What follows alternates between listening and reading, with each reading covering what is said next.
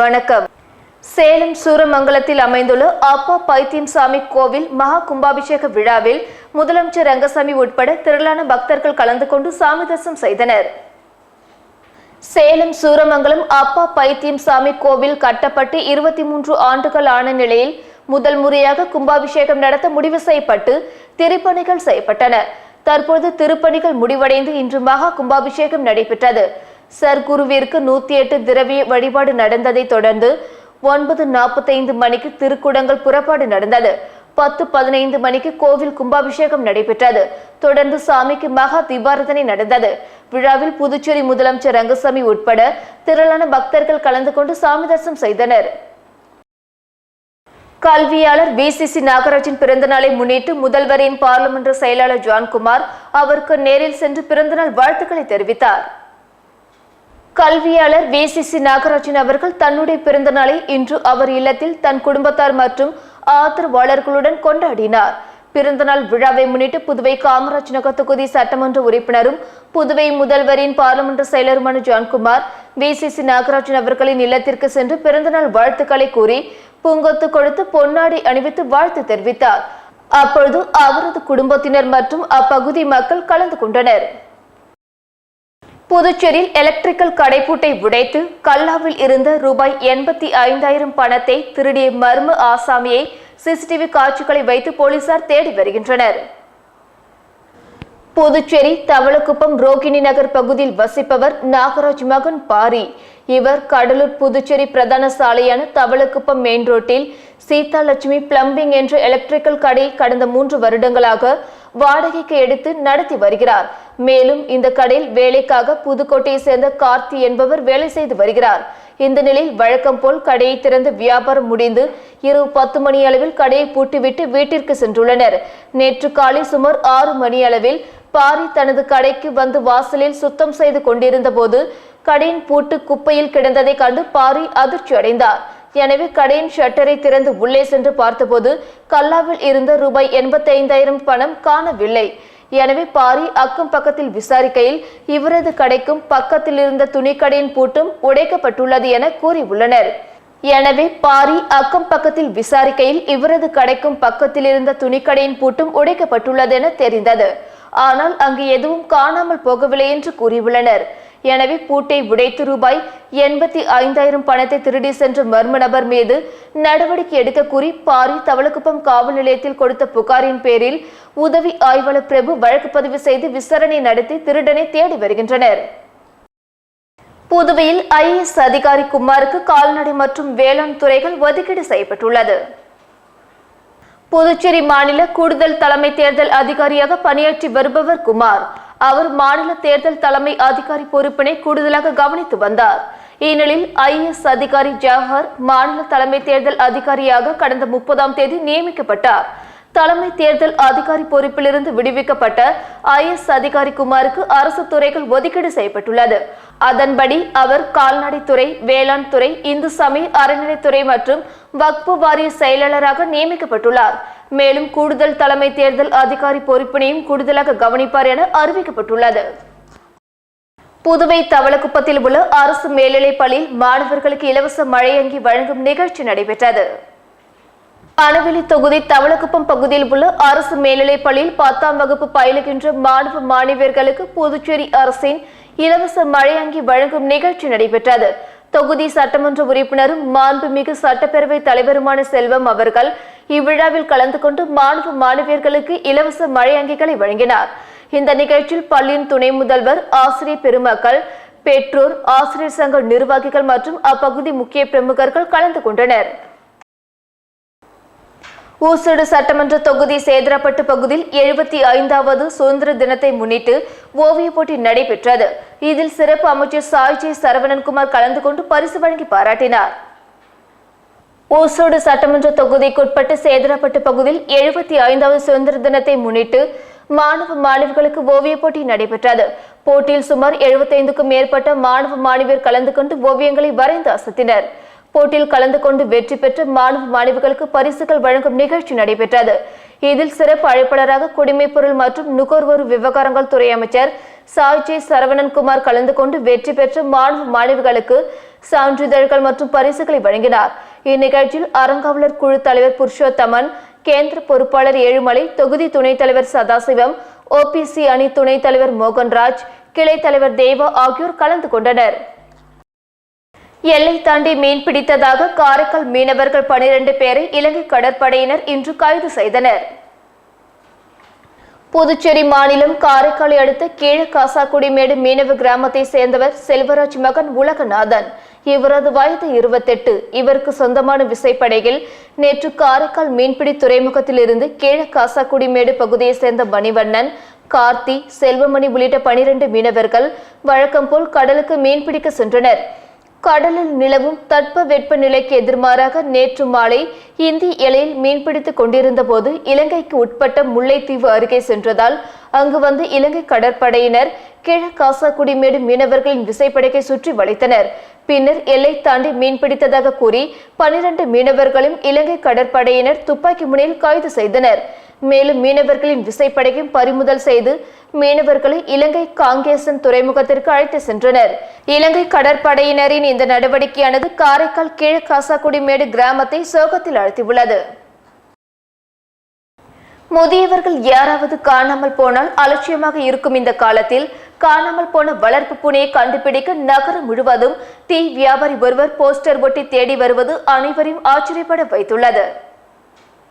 புதுச்சேரி காந்தி நகர் வேளாண் தோட்டத்தை சேர்ந்தவர் ராமன். டீ வியாபாரியான அவர் குட்டு என்ற பூனையை வளர்த்து வந்துள்ளார். இந்த பூனை கடந்த 3ஆம் தேதியிலிருந்து காணவில்லை. பல இடங்களில் தேடியும் அவரால் பூனையை கண்டுபிடிக்க முடியவில்லை. இதனால் அவர் மிகுந்த மனவேதனை அடைந்துள்ளார். இதையடுத்து பூனையின் புகைப்படத்துடன் போஸ்டர் ஒன்று நகரம் முழுவதும் ஒட்டப்பட்டுள்ளது. அந்த போஸ்டரில் தனது பூனை 3ஆம் தேதி முதல் காணவில்லை என்றும் இது குறித்து தகவல் தெரிவித்தால் தக்க சன்மானம் வழங்கப்படும் என குறிப்பிடப்பட்டுள்ளது. மேலும் தனது தொலைபேசி எண்ணையும் அதில் குறிப்பிட்டுள்ளார். இது குறித்து கூறிய ராமன், சென்னையில் 4 ஆண்டுகளுக்கு முன்பு குட்டியாக இருந்த இந்த பூனையை தனது மகள் புதுச்சேரிக்கு கொண்டு வந்து வளர்த்து வந்தார். கடந்த 4 ஆண்டுகளாக வீட்டிற்குள்ளேதான் பூனை இருக்கும். கடந்த 3ஆம் தேதி முதல் காணவில்லை. பூனையை கண்டுபிடித்து கொடுப்பவர்களுக்கு சன்மானம் வழங்கப்படும் என தெரிவித்துள்ளார். ஆசிரியர் தினத்தை முன்னிட்டு நாவலர் நெடுஞ்செழியன் பள்ளியில் மாணவர்கள் குழு சார்பில் முப்பெரும் விழா நடைபெற்றது. 1992 முதல் 1994 நாவலர் நெடுஞ்செழியன் பள்ளி மாணவர்கள் முழு சார்பாக ஆசிரியர் தினத்தை முன்னிட்டு நடத்திய முப்பெரும் விழா நாவலர் நெடுஞ்செழியன் மேல்நிலைப் பள்ளியில் நடைபெற்றது. இந்த ஆசிரியர் தினத்தை முன்னிட்டு நடைபெற்ற முப்பெரும் விழாவில் நாவலர் பள்ளியின் முதல்வர் அவர்கள் சிறப்பு அழைப்பாளராக அழைக்கப்பட்டார். இவ்விழாவில் 1992 முதல் 1994ஆம் ஆண்டு நாவலர் நெடுஞ்செழியன் மேல்நிலைப் பள்ளியில் 9 மற்றும் 10ஆம் வகுப்பு பயிற்றுவித்து ஆசிரியர் பெருமக்களை முன்னாள் மாணவர்கள் கௌரவப்படுத்தி நினைவு பரிசினை வழங்கினர். இந்த விழாவில் முன்னாள் ஆசிரியர்கள் ராமலிங்கம், பட்டாபிராமன், பாலசுப்பிரமணியன், சேதுராமன், ராதாகிருஷ்ணன், திருமாவளவன், பத்மநாபன், சந்திரசேகர், அசோகன், சுந்தரமூர்த்தி, ராமலிங்கம், பசுபதிராஜன், மணிமேகலை, லலிதா, ஜனத், சார்லஸ், ருக்மா ஆகிய ஆசிரியர்கள் கலந்து கொண்டு விழாவினை சிறப்பித்தனர்.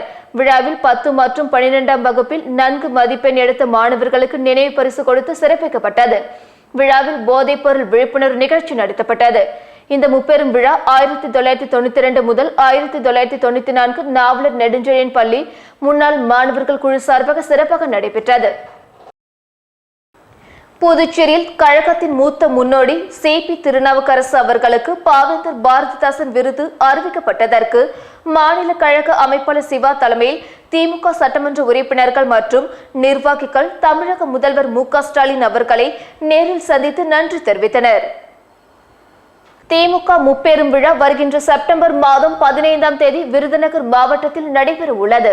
இதில் ஆண்டுதோறும் வழங்கப்படுகின்ற விருதுகளான பாவேந்தர் விருது புதுச்சேரியை சேர்ந்த கழகத்தின் மூத்த முன்னோடி சிபி திருநாவுக்கரசு அவர்களுக்கு அறிவிக்கப்பட்டுள்ளது. இந்நிலையில் சிபி திருநாவுக்கரசு அவர்களுக்கு பாவேந்தர் விருது அறிவித்ததற்கு நன்றி தெரிவிக்கும் வகையில் புதுச்சேரி சட்டமன்ற எதிர்க்கட்சி தலைவரும் மாநில கழக அமைப்பாளருமான சிவா தலைமையில் திமுக சட்டமன்ற உறுப்பினர்கள் மற்றும் கழக நிர்வாகிகள் தமிழக முதல்வர் மு.க. ஸ்டாலின் அவர்களை நேரில் சந்தித்து நன்றி தெரிவித்தனர். இந்த சந்திப்பின் போது அவைத் தலைவர் எஸ்.பி. சிவகுமார், சட்டமன்ற உறுப்பினர்கள் அனிவால் கென்னடி, சம்பத், செந்தில்குமார், பொருளாளர் லோகையன், துணை அமைப்பாளர்கள் சன் குமாரவேல், பெல்லாரி கலிய பெருமாள், குணா திலீபன், தலைமை செயற்குழு உறுப்பினர் சரவணன், தொகுதி பொறுப்பாளர்கள் கோபால், கார்த்திகேயன், தொகுதி செயலாளர் சக்திவேல் உள்ளிட்ட ஏராளமான நிர்வாகிகள் கலந்து கொண்டனர். தென்பெண்ணை ஆற்றிலிருந்து வரும் தண்ணீர் 4500 கன அடியாக குறைந்துள்ளதால் பொதுமக்கள் அச்சத்திலிருந்து மீண்டு மகிழ்ச்சி அடைந்துள்ளனர். தமிழக பகுதியில் உள்ள சாத்தனூர் அணையிலிருந்து அதிகப்படியான உபரி நீர் திறந்துவிடப்பட்டு வெளியேற்றப்பட்டு வந்தது.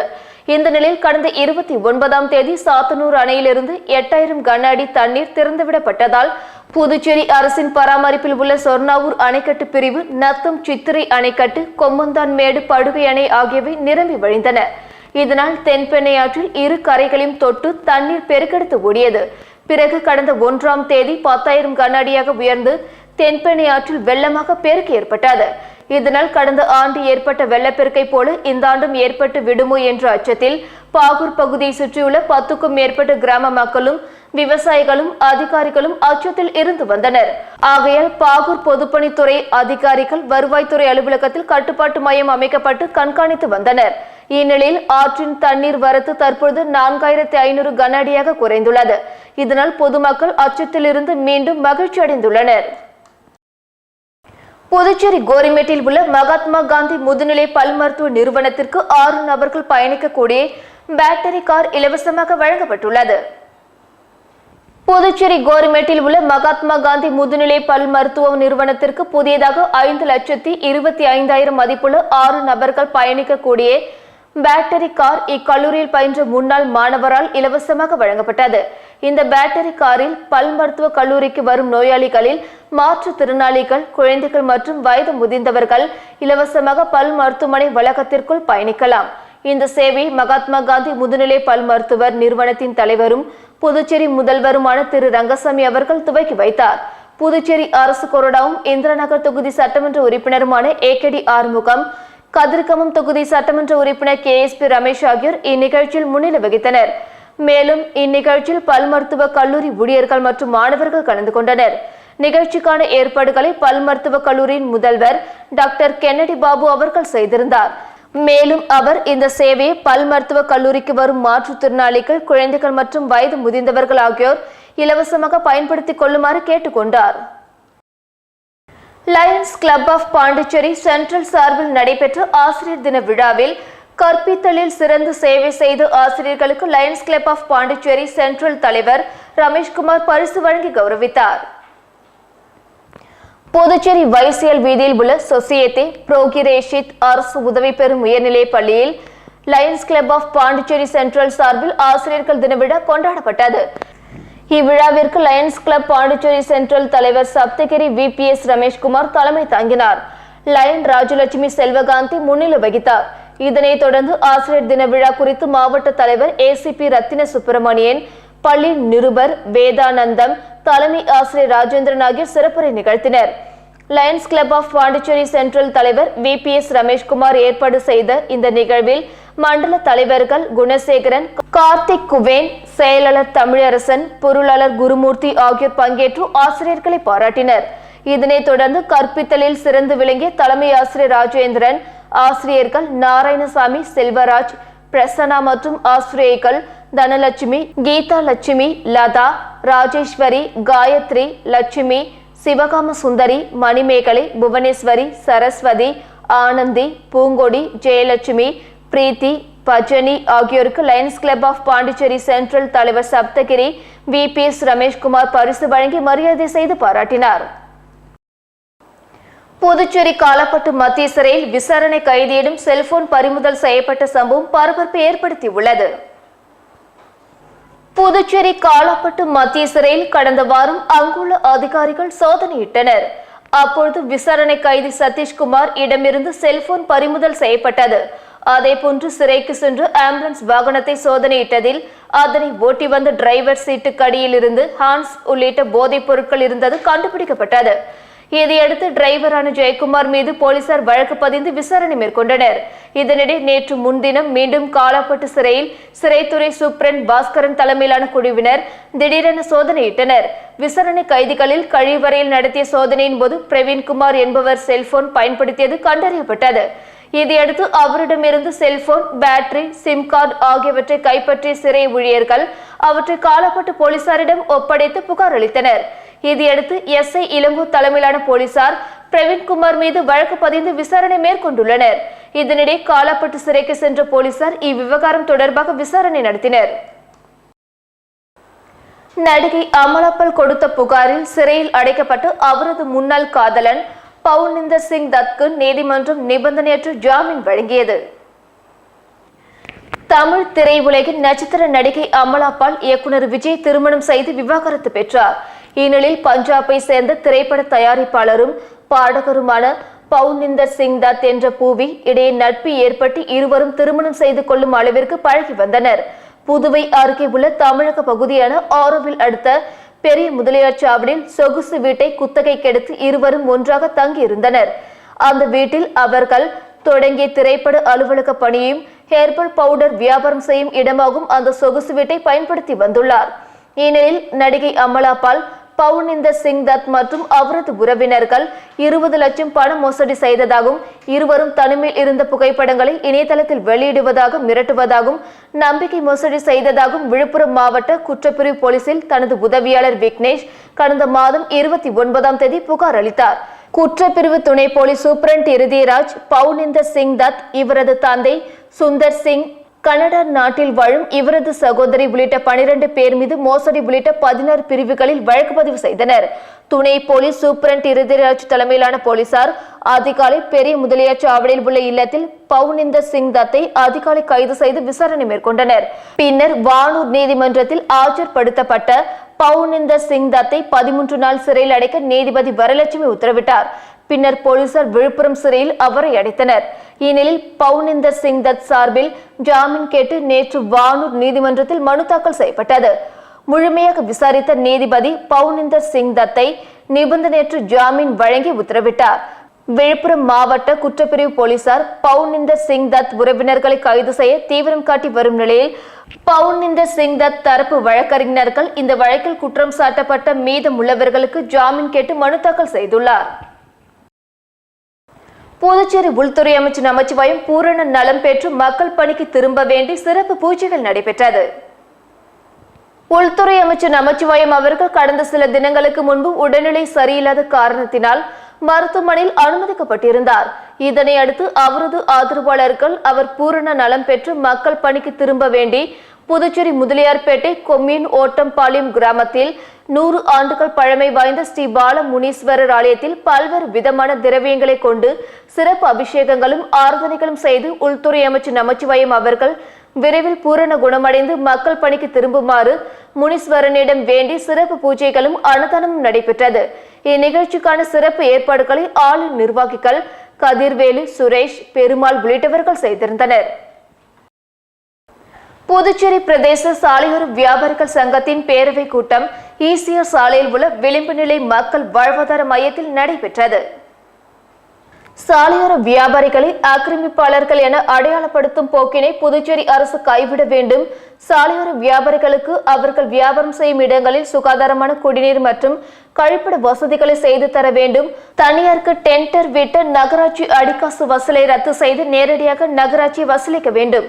2014 சாலையோர வியாபாரிகள் வாழ்வாதார சட்டப்படி நகராட்சி சர்வே நடத்தி விடுபட்ட நபர்களுக்கு அடையாள அட்டை சான்றிதழ்கள் வழங்க வேண்டும் என்பதை வலியுறுத்தி புதுச்சேரி பிரதேச சாலையோர வியாபாரிகள் சங்கத்தின் பேரவை கூட்டம் ஈசிஆர் சாலையில் உள்ள விளிம்பு நிலை மக்கள் வாழ்வாதார மையத்தில் சங்கத்தின் தலைவர் ஆர் அழகராஜ் தலைமையில் நடைபெற்றது. கூட்டத்தில் சங்கத்தின் பொதுச் செயலாளர் வடிவேல் வேலை அறிக்கையும் பொருளாளர் வீரமணிகண்டன் சங்கத்தின் வரவு செலவு அறிக்கையும் தாக்கல் செய்தனர்.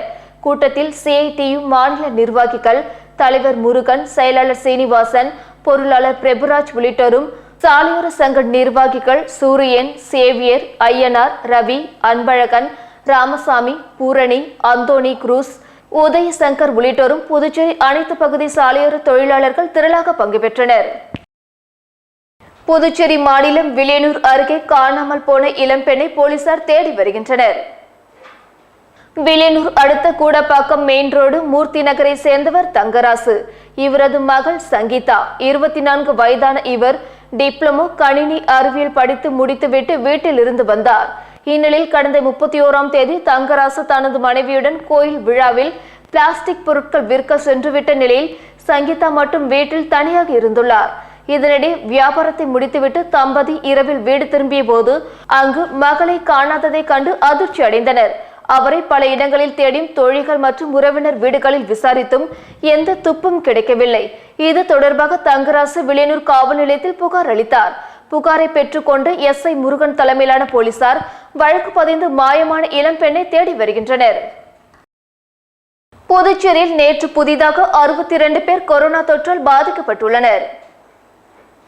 இது குறித்து சுகாதாரத்துறை செயலர் உதயகுமார் வெளியிட்டுள்ள செய்திக்குறிப்பில், புதுச்சேரியில் 1057 பேருக்கு கொரோனா பரிசோதனை செய்ததில் புதுவையில் 54 பேர், காரைக்காலில் 4 பேர், ஏனாமில் 4 பேர் என மொத்தம் 62 பேருக்கு தொற்று இருப்பது கண்டறியப்பட்டுள்ளது. இதனால் தொற்று பாதிப்பு விகிதம் 5.87 உள்ளது. மாஹேவில் புதிதாக யாரும் தொற்றால் பாதிக்கப்படவில்லை. தற்பொழுது புதுச்சேரி மாநிலத்தில் தொற்றால் பாதிக்கப்பட்டு 251 பேர் சிகிச்சை பெற்று வருகின்றனர். ஜிப்மரில் ஒருவர், கோரிமேடு அரசு மார்புநோய் மருத்துவமனையில் ஒருவர், கோவிட் கேர் சென்டரில் 4 பேர் என மொத்தம் 6 பேர் மருத்துவமனையில் சிகிச்சை பெற்று வருகின்றனர். அதேவேளை வீடுகளில் 245 பேர் தனிமைப்படுத்தப்பட்டுள்ளனர். மேலும் நேற்று 38 பேர் தொற்றிலிருந்து குணமடைந்துள்ளனர் என அந்த செய்திக்குறிப்பில் சுகாதாரத்துறை செயலர் தெரிவித்துள்ளார். புதுச்சேரி அரசின் சிறந்த திரைப்படமாக கூழாங்கல் திரைப்படம் தேர்வு செய்யப்பட்டுள்ளது. வரும் 9ஆம் தேதி நடைபெறவுள்ள திரைப்பட விழாவில் நாடக தந்தை சங்கரதாஸ் சுவாமிகள் பெயரில் விருது வழங்கப்பட உள்ளது. புதுச்சேரி அரசு சார்பில் ஆண்டுதோறும் இந்திய திரைப்பட விழா என்ற பெயரில் 3 நாட்கள் இவ்விழா நடைபெறும். இதில் இந்திய அளவில் பிராந்திய மொழிகளில் திரைப்படங்கள் திரையிடப்படும். இவ்வாண்டிற்கான விழா 9ஆம் தேதி துவங்குகிறது. அதில் சிறந்த திரைப்படத்துக்கான விருதை முதலமைச்சர் ரங்கசாமி வழங்குகிறார். சங்கரதாஸ் சுவாமிகள் பெயரில் சிறந்த திரைப்படத்திற்கு விருது வழங்கப்படுகிறது. 2021ஆம் ஆண்டின் சிறந்த படமாக PS வினோத்ராஜ் இயக்கிய கூழாங்கல் திரைப்படம் தேர்வு செய்யப்பட்டுள்ளது. திரைப்பட இயக்குநருக்கு 9ஆம் தேதி மாலை விருதினை முதலமைச்சர் ரங்கசாமி வழங்கி கௌரவிக்கிறார். தொடர்ந்து 10ஆம் தேதி முதல் 13ஆம் தேதி வரை திரைப்பட விழாவில் பிராந்திய மொழி திரைப்படங்கள் திரையிடப்படுகின்றன. நகரின் மையத்தில் உள்ள அலியன்ஸ் பிரான்சே அரங்கில் விருது விழா மற்றும் திரைப்பட விழா நடைபெற உள்ளது குறிப்பிடத்தக்கது. இத்துடன் செய்திகள் நிறைவடைந்தன. வணக்கம்.